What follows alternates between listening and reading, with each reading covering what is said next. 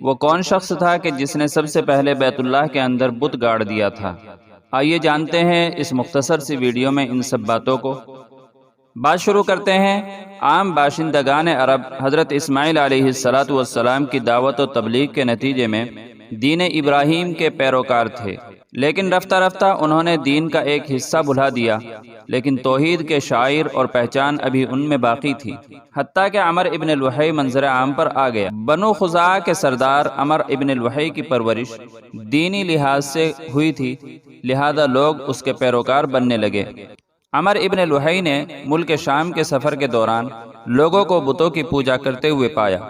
چونکہ یہ انبیاء کرام علیہم السلام کی سرزمین تھی، لہذا عمر ابن لحی نے یہ عمل برحق جانا اور وہ اپنے ساتھ حبل بت لے گیا اور اسے خانہ کعبہ کے اندر نصب کر دیا۔ چونکہ عمر ابن لحی کو دینی پیشوا مانا جاتا تھا، لہذا اہل مکہ اور پھر بقیہ عرب باشندگان نے بت پرستی اختیار کر لی۔ عرب بتوں کو خدا کے برگزیدہ بندے اور ان کے تحت کام کرنے والے قرار دے کر ان کی عبادت کرنے لگے۔ وہ ان سے مرادیں مانگتے تھے اور وہ سمجھتے تھے کہ وہ خدا ہی کی طرح ان کے مددگار ہیں۔ حبل انسان کی شکل میں تھا، اس کو اہل مکہ سب سے بڑا اور سب سے اہم بت سمجھنے لگے۔ حبل کا دایاں ہاتھ ٹوٹا ہوا تھا، قریش مکہ نے وہ سونے کا بنوا کر اس کو لگا دیا۔ حبل کے علاوہ عرب کے قدیم بتوں میں سے منات، لات اور عزا بھی ہے۔ بخاری شریف کی حدیث شریف سے یہ معلوم ہوتا ہے کہ اہل عرب قوم نوح کے بتوں کی پوجا کرتے تھے۔ کہا جاتا ہے کہ عمر ابن لحی کے تابع ایک جن تھا، اس نے عمر ابن لحی کو جدہ میں دفن قوم نوح کے بتوں یعنی ود، سوا، یغوث، یعوق اور نصر کے بارے میں بتایا۔ چنانچہ عمر ابن لحی ان بتوں کو نکال لایا اور حج کے ایام میں انہیں مختلف قبائل کے حوالے کیا۔ یوں ہر قبیلے اور ہر گھر کا اپنا اپنا بت ہو گیا۔ زمانہ جاہلیت میں صفا اور مروہ پر دو بت رکھے گئے تھے۔ صفا پر جو بت تھا اس کا نام اساف اور جو مروہ پر تھا اس کا نام نائلہ تھا۔ مسجد حرام میں بیت اللہ کے ارد گرد 360 بت رکھے گئے تھے۔ ان بتوں کو فتح مکہ کے موقع پر پاش پاش کر دیا گیا تھا۔ بتوں کا حج اور طواف اور سجدہ کیا جاتا تھا۔ بتوں سے حاجتیں اور مشکلات کے حل کے لیے فریادیں کی جاتی تھی اور انہیں خدا کے یہاں سفارشی تصور کیا جاتا تھا۔ بتوں کے لیے نذرانے اور قربانیاں پیش کی جاتی تھی۔ کھانے کی چیزوں، کھیتی اور چوپائے کی پیداوار کا ایک حصہ بتوں کے لیے مخصوص کر دیا جاتا تھا۔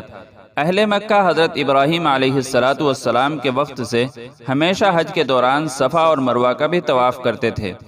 کفر کے زمانے میں ان دو پہاڑیوں پر کفار نے دو بت رکھے تھے اور سمجھتے تھے کہ یہ طواف ان دو بتوں کی تعظیم کے لیے ہے۔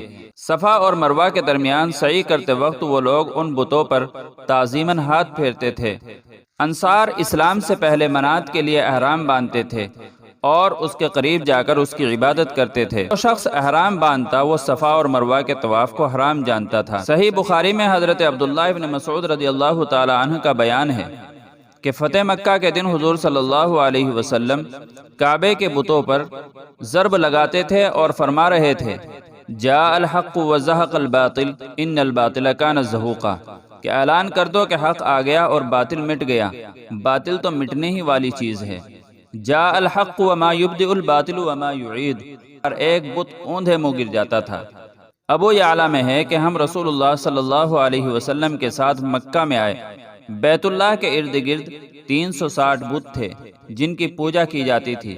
آپ صلی اللہ علیہ وسلم نے فوراً حکم دیا کہ ان سب کو اوندھے منہ گرا دو، اور پھر آپ نے یہی آیت تلاوت فرمائی۔ اس طرح رسول اللہ صلی اللہ علیہ وسلم نے بیت اللہ سے بتوں کو باہر نکال دیا۔ اللہ تعالی ہمیں رسول اللہ صلی اللہ علیہ وسلم کی بتائے ہوئے طریقوں کے مطابق زندگی گزارنے کی توفیق عطا فرمائے، آمین یا رب العالمین۔